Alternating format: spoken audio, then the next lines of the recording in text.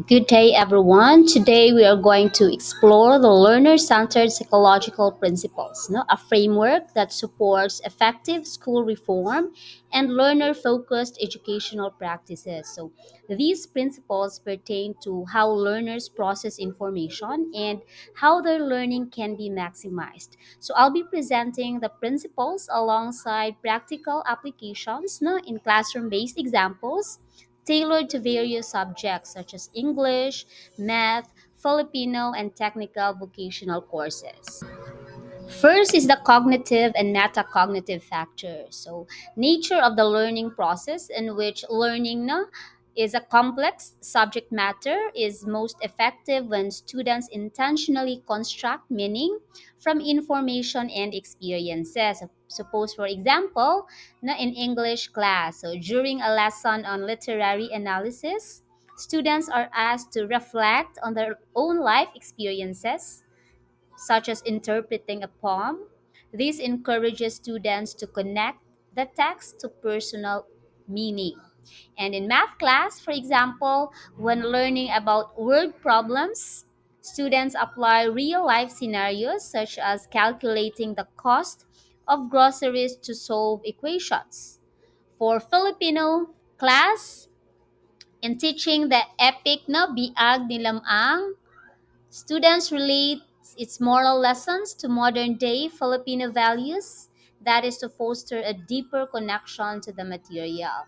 And for Tech Walk class, it is, for example, a food preparation class wherein students apply lessons on hygiene by recalling past experiences of food handling to create a food safety checklist.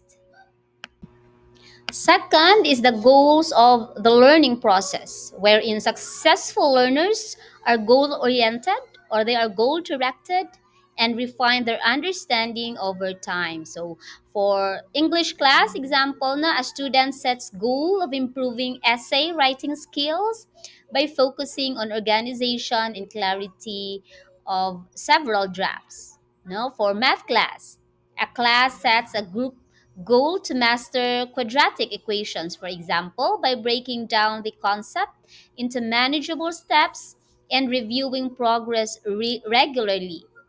For Filipino class, students aim to write a balagtasan piece and break their goal into researching, drafting, and rehearsing stages. And for TechVoc class, in a welding class, for example, learners set individual goals to achieve a seamless weld and evaluate their progress based on peer feedback and self assessment. Third is the construction of knowledge. Students acquire new information and they linked with existing knowledge to deepen understanding. So, in an English class, after reading a historical novel, students are encouraged to connect the plot to events from world history. For a math class, when introducing trigonometry, for example, teachers help students build on their knowledge of geometry by showing how triangles are measured with sine and cosine, for example.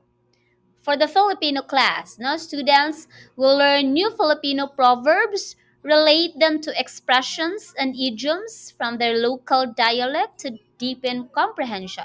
And for Techbook class, example, a cosmetology teacher demonstrates how applying layers of makeup builds on the foundational skill of skin preparation.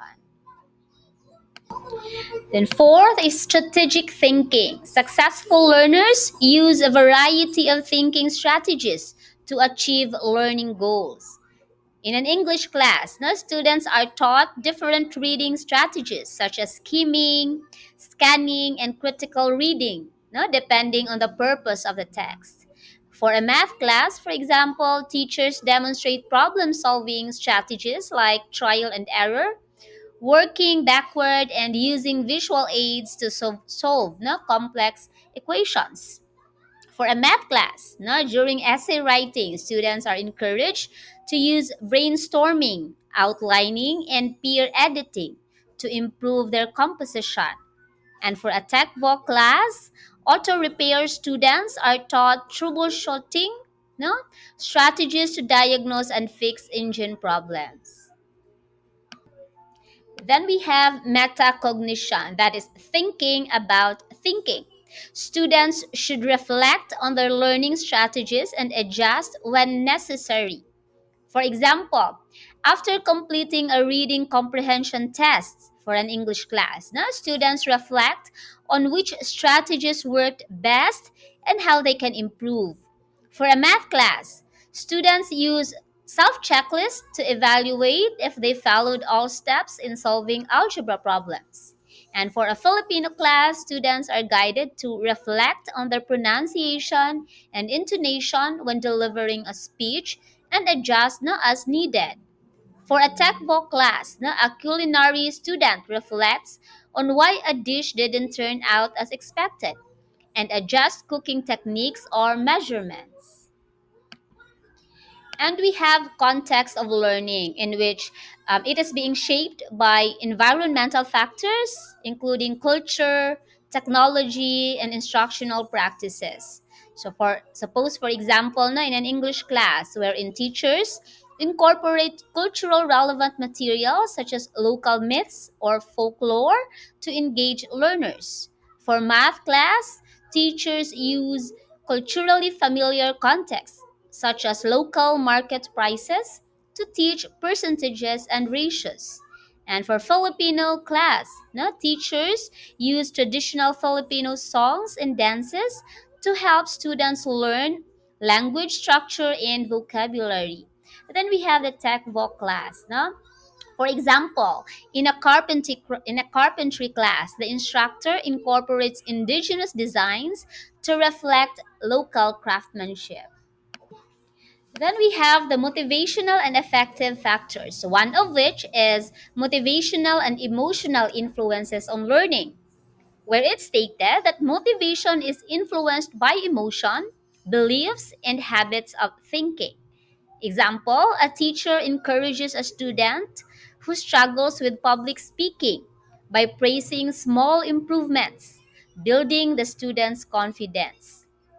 In a math class, for example, to reduce math anxiety, teachers create a supportive atmosphere by acknowledging effort, not just correct answers. So suppose no, we are to acknowledge the effort by saying, "Very good, John. That's a nice try.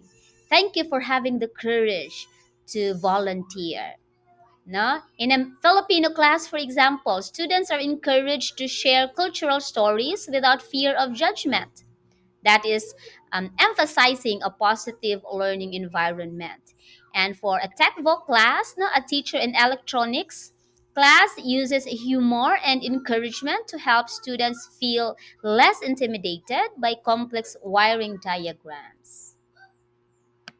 Then we have the intrinsic motivation to learn. So tasks are interesting and personally meaningful, which it fosters intrinsic motivation. So when we say intrinsic, the source of our motivation is internally, while the opposite of which is extrinsic.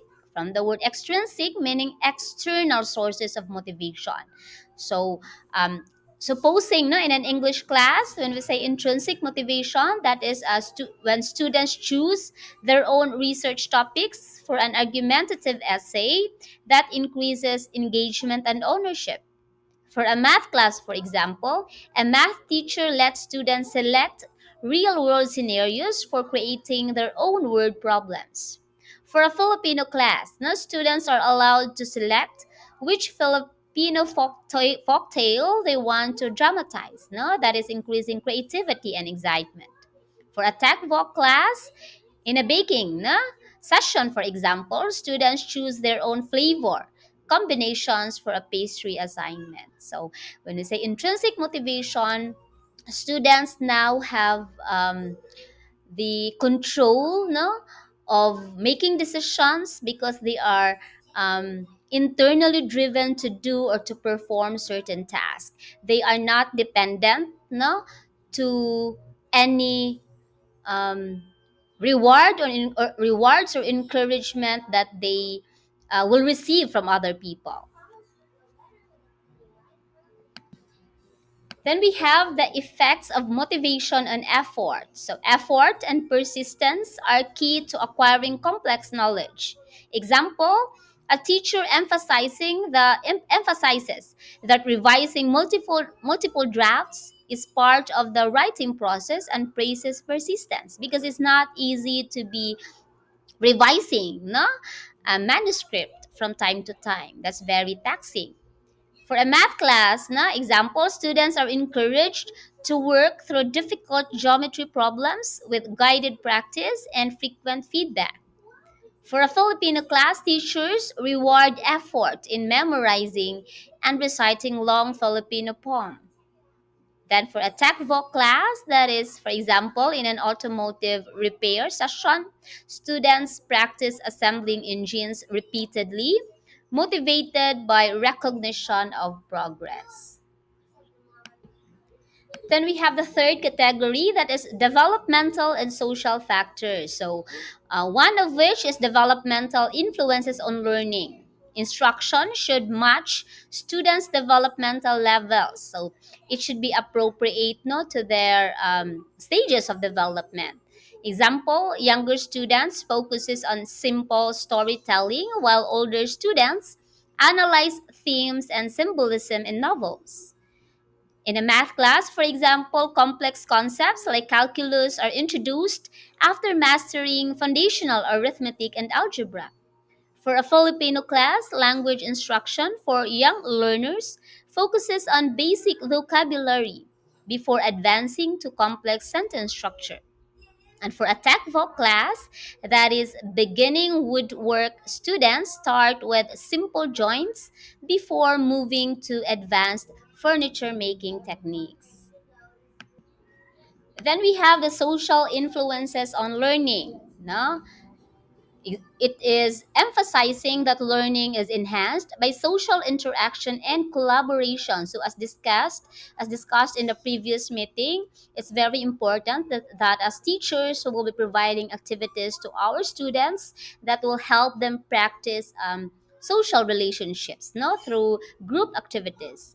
For English class, we can have peer discussions on literature, promote new perspectives and deeper understanding.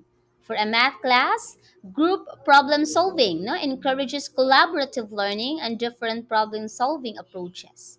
And for a Filipino class, that is collaborative writing projects that will help students build teamwork and appreciate different writing styles.